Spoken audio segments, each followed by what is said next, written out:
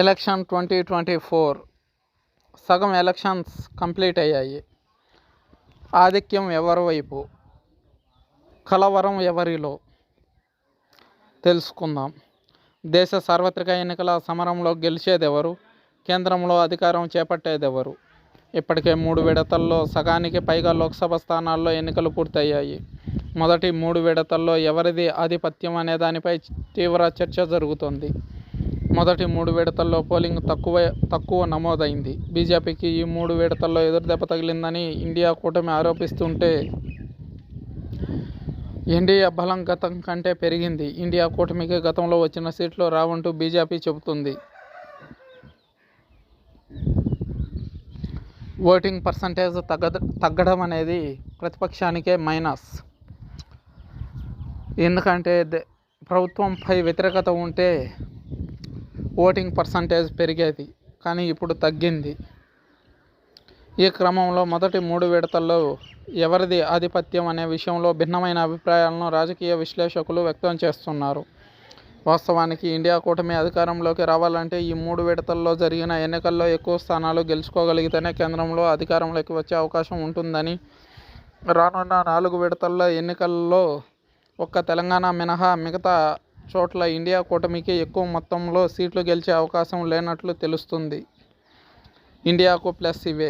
మొదటి 3 విడతల్లోనే కర్ణాటక, తమిళనాడు, కేరళలోని అన్ని స్థానాల్లో ఎన్నికలు పూర్తయ్యాయి. ఈ 3 రాష్ట్రాల్లో కలిపి 87 స్థానాలు ఉన్నాయి. గత ఎన్నికల్లో తమిళనాడు, కేరళలో ఇండియా కూటమి పక్షాలు ఎక్కువ సీట్లు గెలవగా ఎన్డీఏ కూటమికి కర్ణాటకలో మాత్రమే ప్రభావం చూపించింది. ప్రస్తుతం కర్ణాటకలో కాంగ్రెస్ ప్రభుత్వం ఉండడంతో ఈ ఎన్నికల్లో బీజేపీ, కాంగ్రెస్ మధ్య హోరాహోరీ పోరు జరిగినట్లు తెలుస్తుంది.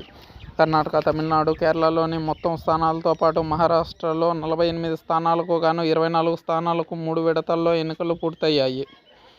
112 స్థానాల్లో కాంగ్రెస్ ఇండియా కూటమి కనీసం 100 స్థానాలకు పైగా గెలుచుకోగలుగుతుందని అంచనా వేస్తున్నారు. కేరళ, తమిళనాడులో కలిపి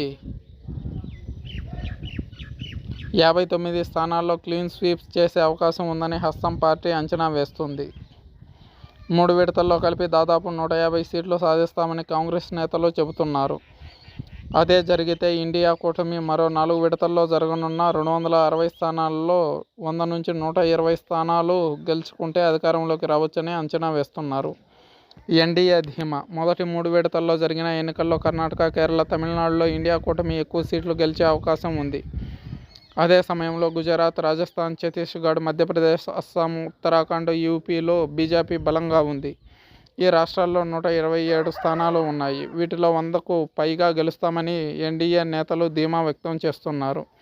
అలాగే తమిళనాడులో ఎన్డీఏ కూటమి 5 నుంచి 10 సీట్లు సాధిస్తుందని, కర్ణాటకలో 15కు పైగా సీట్లు వస్తాయని అంచనా వేస్తుంది. మిగతా రాష్ట్రాల్లో ఓ 10 సీట్లు గెలిచినా 130 నుంచి 140 వరకు గెలిచే అవకాశం ఉందనే ధీమాలో ఎన్డీఏ కూటమి నేతలు ఉన్నట్లు తెలుస్తుంది. తర్వాత 4 విడతల్లో జరగనున్న 260 స్థానాల్లో కనీసం 150 స్థానాల్లో గెలిచినా అధికారానికి డోకా లేదని బీజేపీ నేతలు అంచనా వేస్తున్నారు. 4, 5, 6, 7 విడతల్లో ఎన్నికలు జరగనున్న రాష్ట్రాల జాబితాలో జార్ఖండ్, ఆంధ్రప్రదేశ్, బీహార్, హర్యానా, హిమాచల్ ప్రదేశ్, మధ్యప్రదేశ్, మహారాష్ట్ర, ఒడిశా, పంజాబ్, తెలంగాణ రాష్ట్రాలు ఉన్నాయి. ఉత్తరప్రదేశ్లోనే అత్యధికంగా స్థానాలు ఉన్నాయి. ఇందులో కనీసం 50కి పైగా స్థానాలు గెలుచుకునే అవకాశం ఉందని తెలుస్తుంది. ఆంధ్రప్రదేశ్లో 25 స్థానాలు ఉండగా ఇక్కడ టీడీపీతో కలిసి బీజేపీ పోటీ చేస్తుంది. ఎన్డీఏ కూటమికి ఏపీలో ఎక్కువ స్థానాలు వచ్చే అవకాశాలు ఉన్నట్లు తెలుస్తుంది. తెలంగాణలో బీజేపీ, కాంగ్రెస్ మధ్య హోరాహోరీ తలపడుతుండగా డబుల్ డిజిట్స్ సాధిస్తామని బీజేపీ నేతలు చెబుతున్నా, కనీసం 6 నుంచి 7 స్థానాలు తప్పకుండా సాధిస్తామని కమలం నేతలు ధీమా వ్యక్తం చేస్తున్నారు. ఈ లెక్కల ప్రకారం తక్కువలో తక్కువ తమకు 270 నుంచి 300 స్థానాలు ఈజీగా వస్తాయని బీజేపీ నేతలు చెబుతున్నారు. అయితే బీజేపీ